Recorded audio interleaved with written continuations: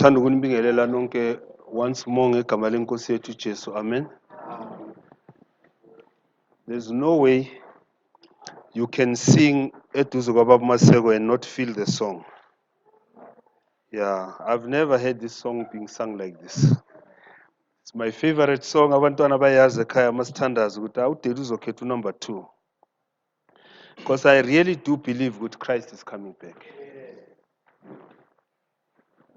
Ubaba Maseko uyasho ukuthi kwesisikhathi ngifunda incwadi ezingaqondakali. When you read the Quran, I've got an English Quran apparently. When you read the Quran, it mentions the second of coming of Christ more than it mentions Muhammad. Yeah, go and read that book. It's a nice thick book like this. I read it within 6 months, I think. But read it. It's got more about the second coming of Christ than talking about Muhammad. The only thing that they miss, what they call Christ as another prophet, not as a savior. I don't understand while they say he's another prophet, why are they talking about his second coming? Because when he comes again, he comes as a savior, not as a prophet. And they also believe when he comes again, he will resurrect even Muhammad himself. See the confusion? Yeah. How many of us have read the book of Psalm 69? It's very difficult to understand the Psalms in the Bible. And most of us sikhule kuthiwa the Psalms are written by David, ne? Psalms of David. But when you do the exposition, when you do the exegesis, you realize that not all the Psalms are written by David. There are other Psalms that are written by Solomon. Other Psalms are written by Solomon's mother. The other Psalms are written by other preachers and prophets like Nathan, etc., etc. Psalm 69. It's a very difficult psalm. It's a psalm that makes you understand the coronation of David. It's a psalm that will make you understand when Samuel went to Yishai. Abanye bethu simazi ngoJese, ne? Yishai is the original name. When Samuel went there, you'll understand why he himself also had a problem about who to coronate. This is a psalm where David was crying and crying very, very painful. And for you to understand this psalm and why David was crying, the way he was crying, why he was saying the things that he was saying, you will need to understand the birth of David. How many of us know the birth of David? How many of us have ever read and researched about the birth of David? Very few of us, ne? We just know David ezofika kulesikhathi la ezobulala uGoliath. Yes. That's what we know about David. But it's very important ukuthi uke ubheke umnyombo wendaba, the insusa kaDavide, and you will only understand this psalm if you research and check when was David born, under what circumstances was he born, and in particular, know and understand who David's mother was. Abaningi bethu we don't know umama kaDavid ukuthi ubani. But let's read the psalm quickly. We're not going to go through the whole of it because it's very long. Psalm 69. And then we will go and go through a number of areas. Psalm 69. It saved me, O God, for the waters threaten to engulf me.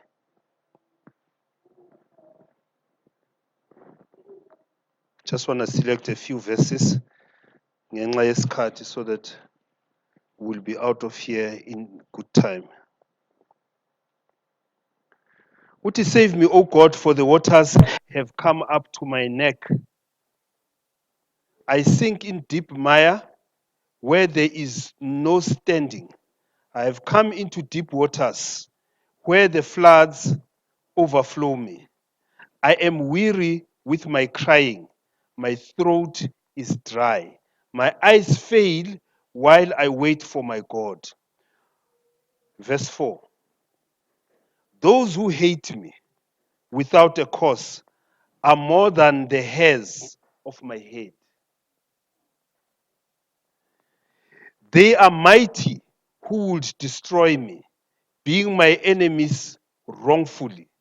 Though I have stolen nothing, I still must restore it. O God, you know my foolishness, and my sins are not hidden from you. Let not those who wait for you, O Lord God of hosts, be ashamed because of me. Let not those who seek you be confounded because of me, O God of Israel, because for your sake I have borne reproach. Shame has covered my face. I have become a stranger to my brothers and an alien to my mother's children.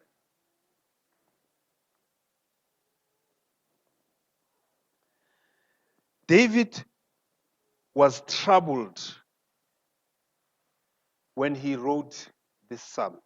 It's a psalm where he is pleading with God because of things that were happening around him. Like I said to you, if you do not understand the circumstances of his birth, you will struggle to understand why he wrote the psalm the way he wrote it. And after this, hopefully, you'll understand Psalm 23 much better. You'll understand Psalm 23 much better. This psalm describes the poor and despised David. He was like a lowly individual who lacked a single friend. He had no friend to comfort him. It is the voice of the tormented soul who has experienced untold humiliation, as you will see when we read further. Through no apparent cause of his own, David was surrounded by enemies all around him. He had enemies. Even his own brothers are strangers to him. They were ravaging and reviling him. Amazingly, this is the voice of King David. He is writing this psalm in anticipation of his kingship. He had many challenges throughout his life, but at what point did this great individual feel so alone, so disgraced, and so undeserving of love and friendship?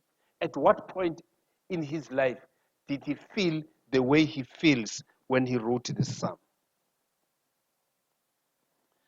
He actually says, I have become a stranger to my own brothers. How many brothers did he have? Do we remember? Those who have read the story of David.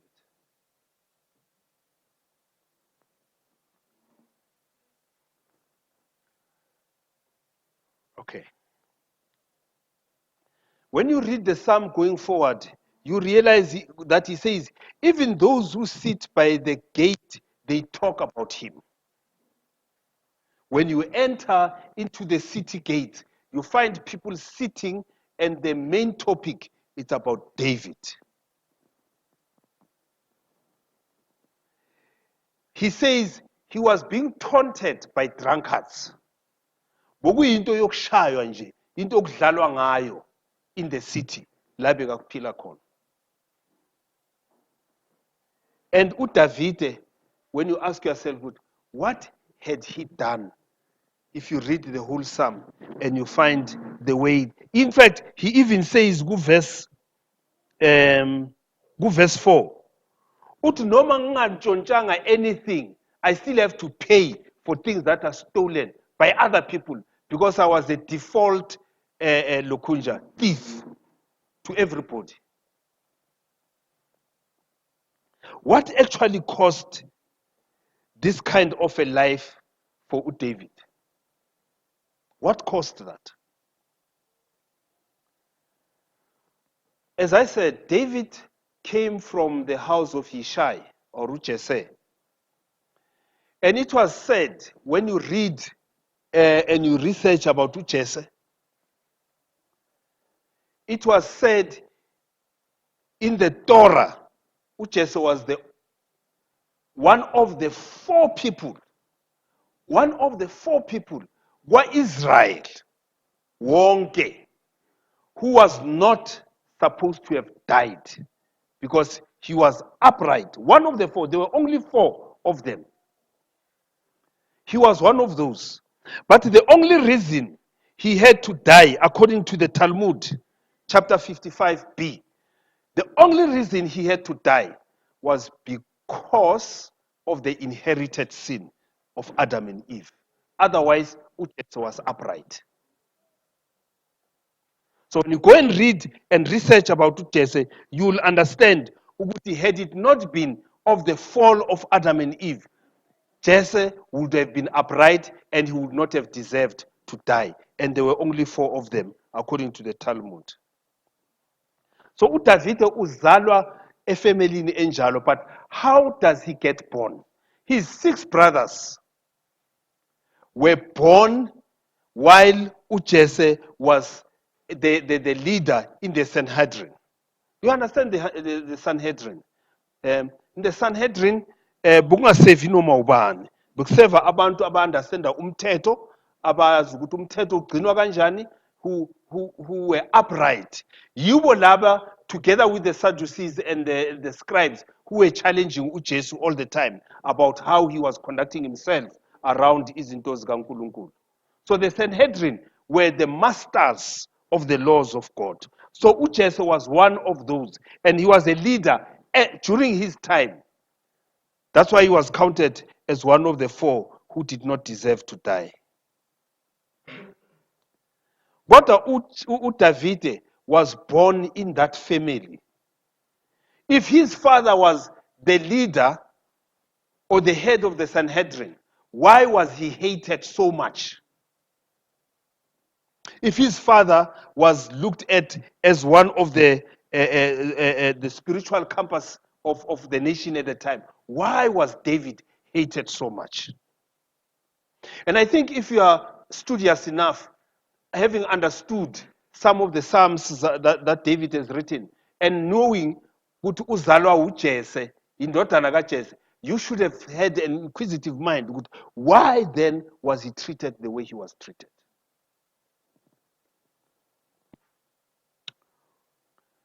He says in the psalm that I was a stranger to my brothers, a foreigner to my mother's sons.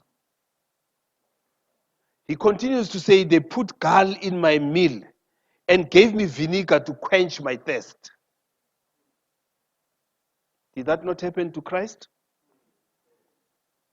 So David was treated like that.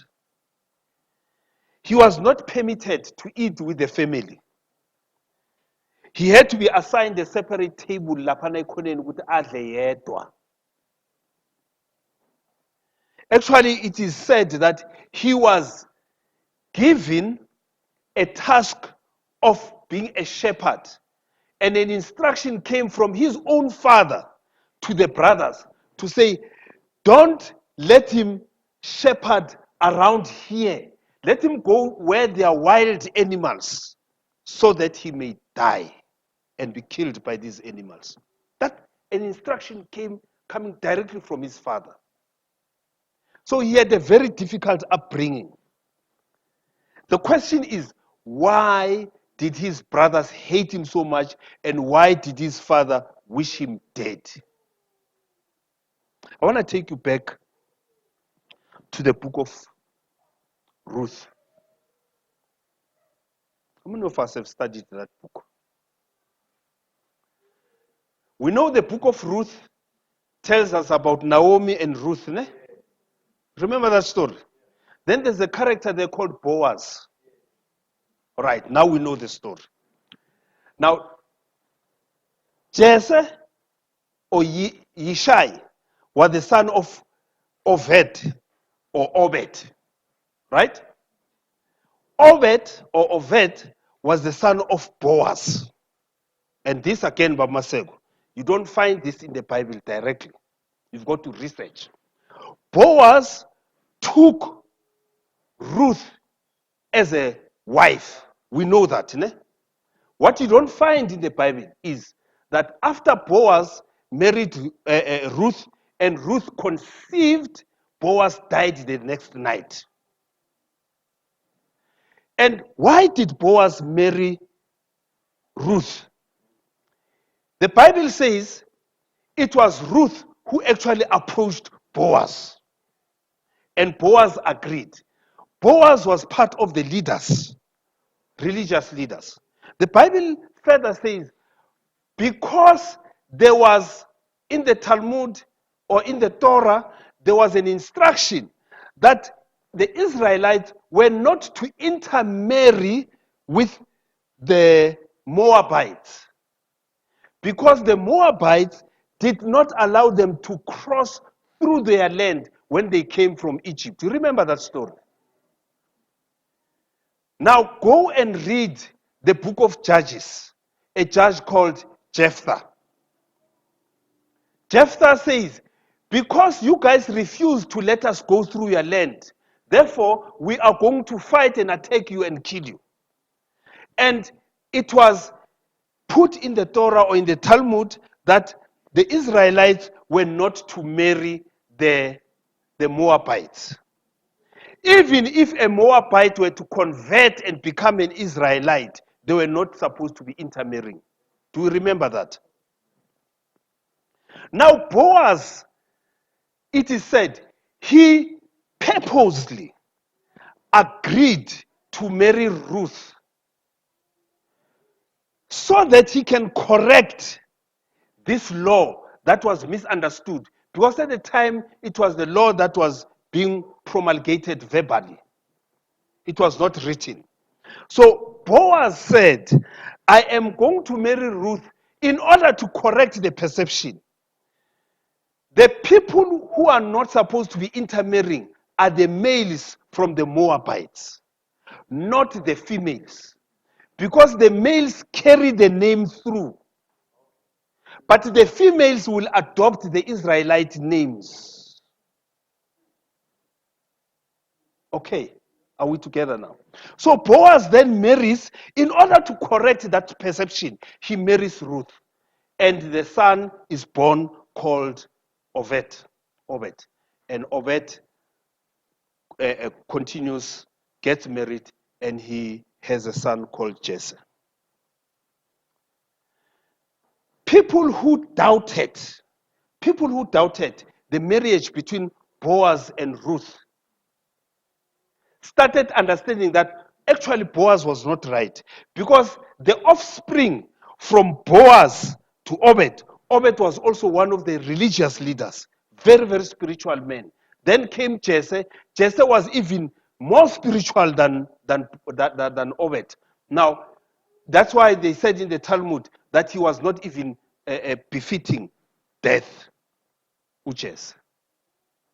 But the question still beckons, why did Jesse have this problem about David? And that's where we get the introduction of David's mother, called Nizaphet. That is where the problem is. That is where the 28 years that before David's coronation, because he was coronated at the age of 28, there was a big problem in the family of Jesse, because Jesse, at some point, he got to a point of doubting his ancestry. When he started reading and studying and becoming a fundi as a Sanhedrin, understanding the scriptures and everything, he started doubting his ancestry. I come from Boaz, who's my great-grandfather, who married a Moabite. It was wrong. As a result of that, he started even doubting his own leadership in the Sanhedrin. And while he was doubting that, he decided he's not going to have an offspring from there onwards. So he decided to put Nezivit, the wife, away. Because they were allowed. Just kick the wife out of the house, out of here. And it was allowed as the Israelite. So he kicked her out of the house because he did not want to have children again. He did not want to produce any offspring that had doubts about the lineage of the Israel bloodline. Because Boaz married a Moabite. So he had a problem.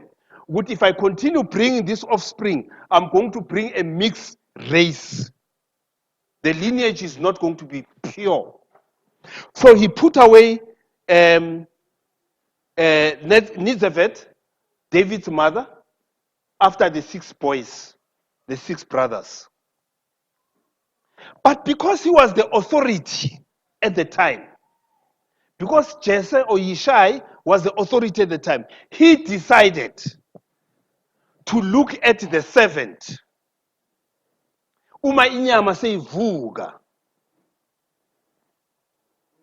He decided to look at the servant, and he said to the servant, for the Talmud or the Torah allows me to free you if you can bear me a son. You can be freed as a slave, but the son will remain here as one of the heirs. But he would not do that with Nizaveth. He wanted to do it with the servant. Now the famous story that repeats itself, something similar to Rachel and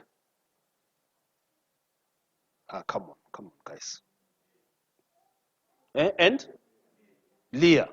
Something similar to Rachel and Leah.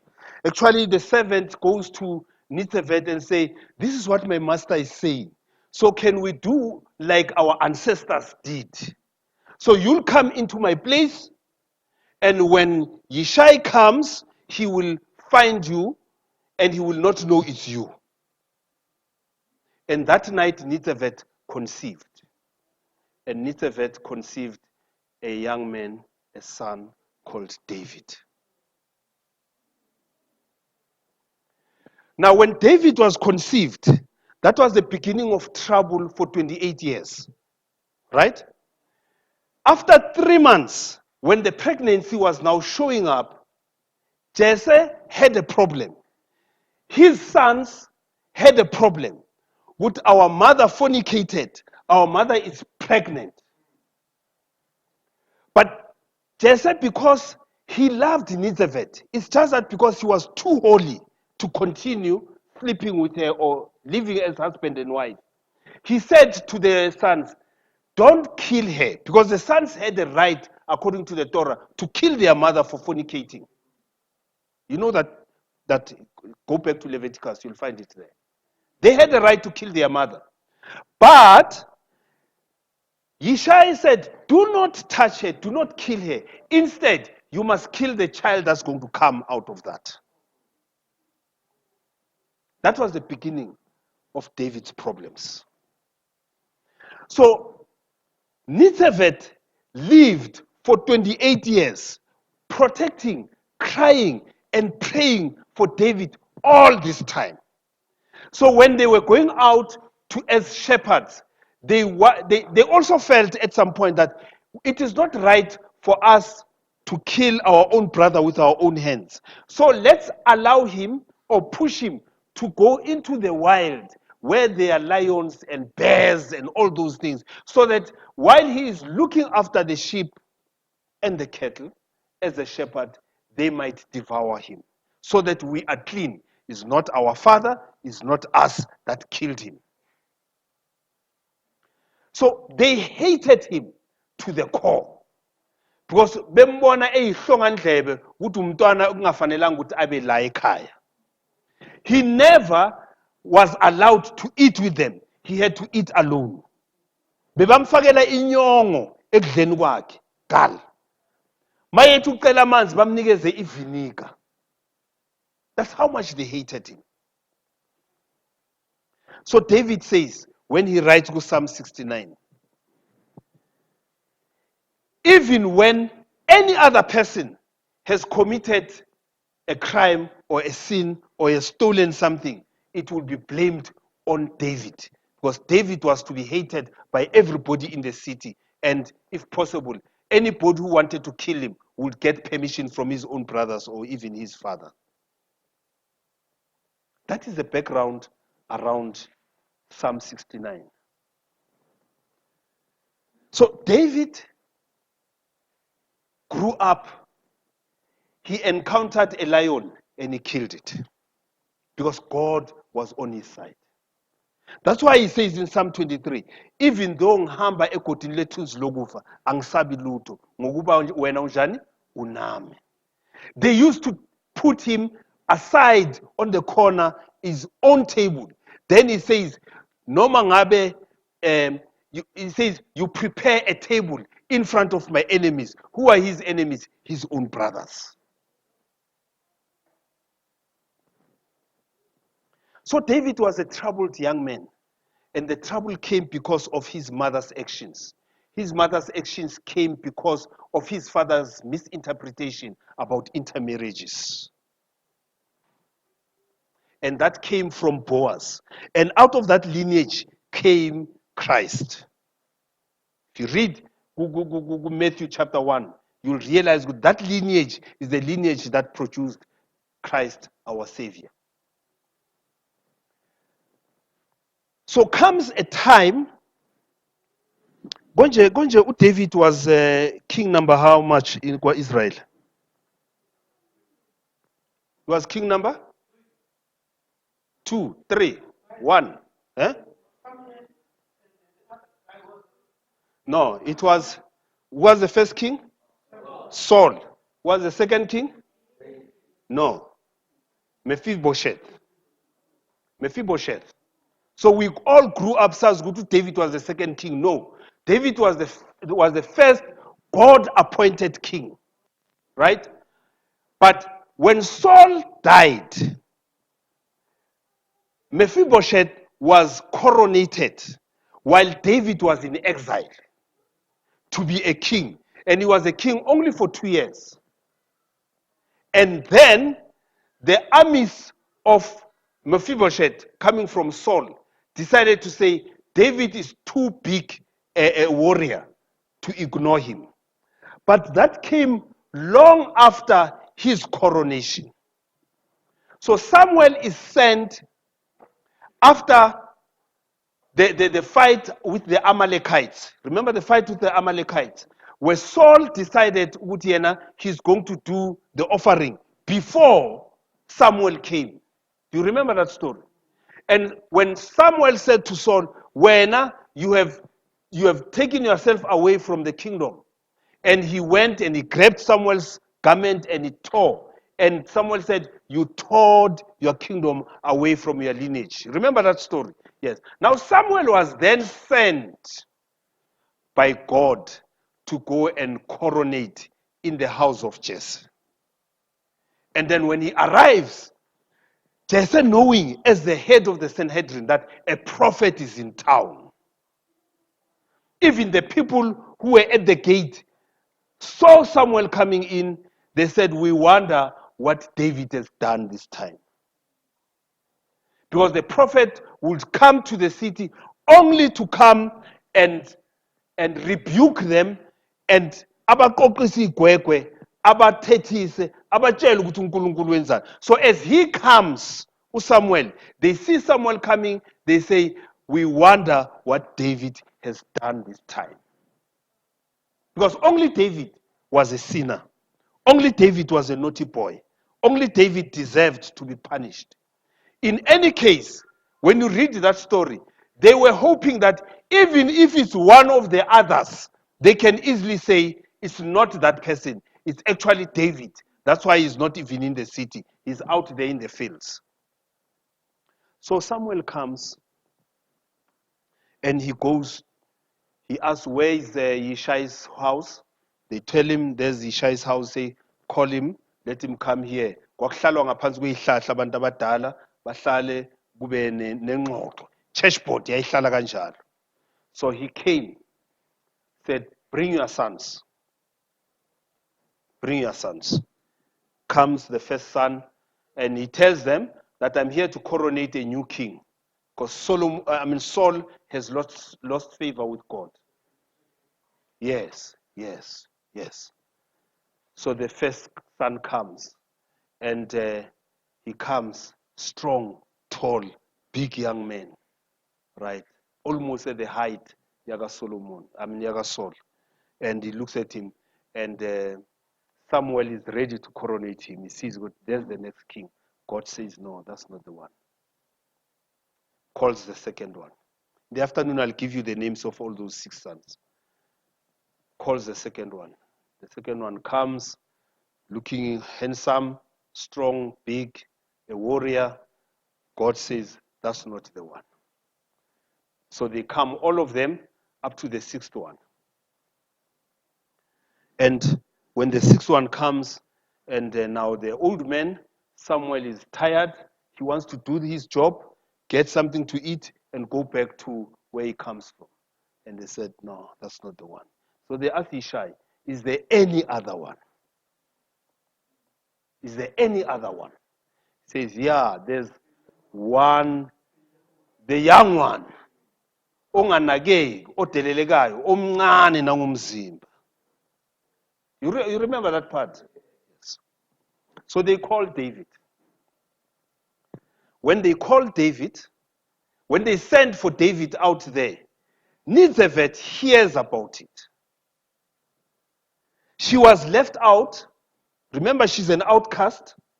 She has an illegitimate child. She was left out of this assembly. When she hears that David is sent for, she gets worried that I wonder what's going to happen to my son. So she comes closer in prayer, praying that hopefully nothing bad is going to happen to my son. David comes, and the Bible clearly explains David looking shabily, a young man, has not been home for days, out in the fields there, and he came, and God said, this is the one. This is the one. So David, even though he cries in Psalm 69, but in Psalm 23, he says, Udega itafula phambi kwezitha zami. So that coronation happened in front of his enemies. Not only his household enemies, not only his father, but the whole city. And that was the beginning of joy, 28 years later, of Nizebeth, David's mother. For 28 years, she suffered inside, praying for protection for his son, or for her son. That was known as an illegitimate son. So there were only 2 people who knew that David was actually Yishai's son. It was Nizebeth and the servant. So when you go through stuff and no one else knows why you're going through stuff, know that one day God will deliver you from those problems. Amen. Amen.